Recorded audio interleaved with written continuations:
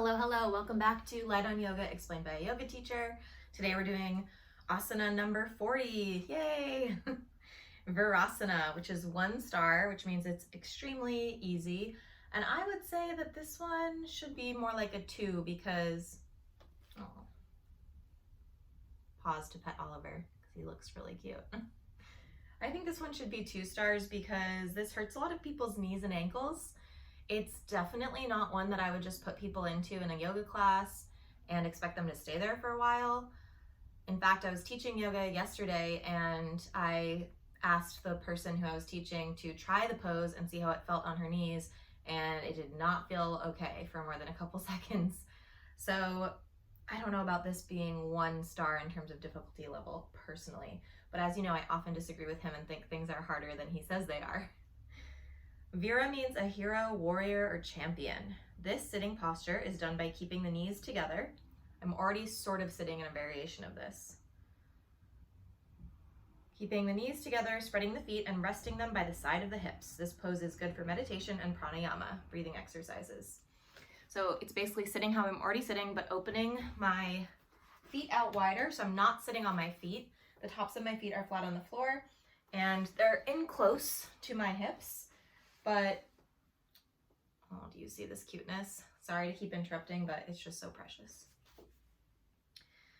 So technique, kneel on the floor, keep the knees together, spread the feet. It says about 18 inches apart, but that is, I'm guessing, based on how big he thinks most people's hips and thighs are. So don't pay too much attention to that. I would say just open your feet out wider than your hips.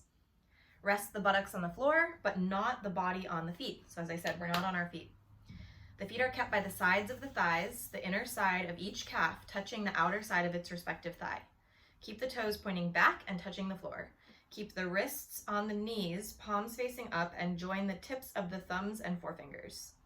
So same mudra as our last asana pose, Siddhasana. Keep the other fingers extended, stretch the back erect. Stay in this position as long as you can with deep breathing. Then rest the palms on the knee for a while.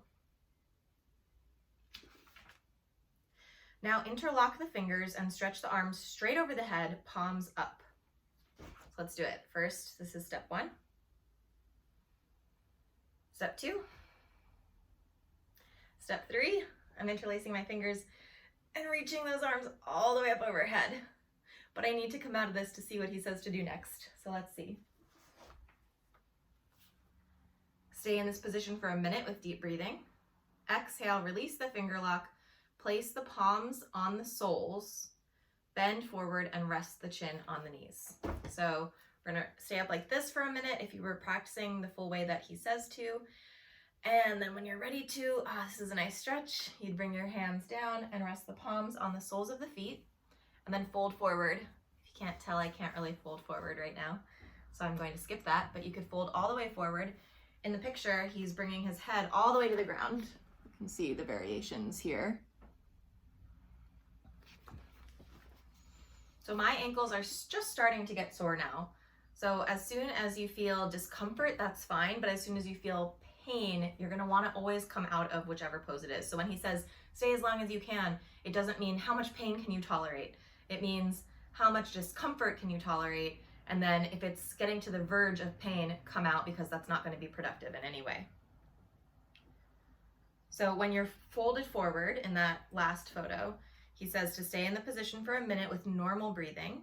Inhale, raise the trunk up, bring the feet forward, which is kind of an awkward instruction because bring the feet forward. Let's see. I kind of intuitively lean and draw my foot with my hand, but that's not really, it's a really difficult way to come out of it. I would personally say lean forward and come out in tabletop, and if you want, you can cross your legs to get them out in front of you. And because the knees and ankles are really compressed there, it's nice to kind of wiggle your knees, roll your ankles after that. Let's see what he says. He just says to bring the feet forward and relax. So whatever that means to you. He says, if you find it difficult to perform the pose as described above, try placing the feet one above the other and rest the buttocks on them. And he has a photo of this, so I'll show it to you. It's a variation. And I love that he finally is including a variation for people who don't find the pose accessible. And he shows here in this series of several photos that you can, in time, gradually move the toes further apart and separate the feet. So in time, the buttocks will rest properly on the floor and the body will not rest on the feet. But if that's not really available to you yet, you can start here. And then eventually, after some time of practice, move here. Eventually move to this. And then eventually see how the feet are straight back here, whereas the ankles are kind of curved here and the feet are curved. You really kind of want your foot to be straight, pointing straight back as if your foot is more of an extension of your shin bone. So that's great that he includes a variation here. I really like that. I've noted before that he hasn't really been doing that, which surprises me since Iyengar is known for making use of tons of props to make things work better in a variety of bodies with different conditions. The effects of this pose. The pose cures rheumatic pains in the knees and gout, and is also good for flat feet. Due to the stretching of the ankles and the feet, proper arches will be formed. That's very important. This, however, takes a long time and requires daily practice of the pose for a few minutes for several months. So again, patience. Those suffering from pain in the heels or growth of calcaneal spurs, I'll put a link to describe what that is since I don't know what it is, there will get relief and the spurs will gradually disappear. The pose can even be done immediately after food and will relieve heaviness in the stomach. That's interesting. I've never tried that. Could be worth a try. So that was pose 40, Virasana, which means hero's pose. I also call it that, so matches up this time. The next pose will be a variation on that, so I'll save that for next time. Try it out, let me know what you think. Do you think this is a 1-star pose or a 2-star pose or a 3-star pose? How does it feel? Again, don't shove yourself into any kind of shape just to make it happen. Start slowly, as he says, and gradually over time you can build up to the full expression of the pose. Thanks for watching. Give this video a thumbs up if you found it helpful, and I'll be back again soon with pose number 41.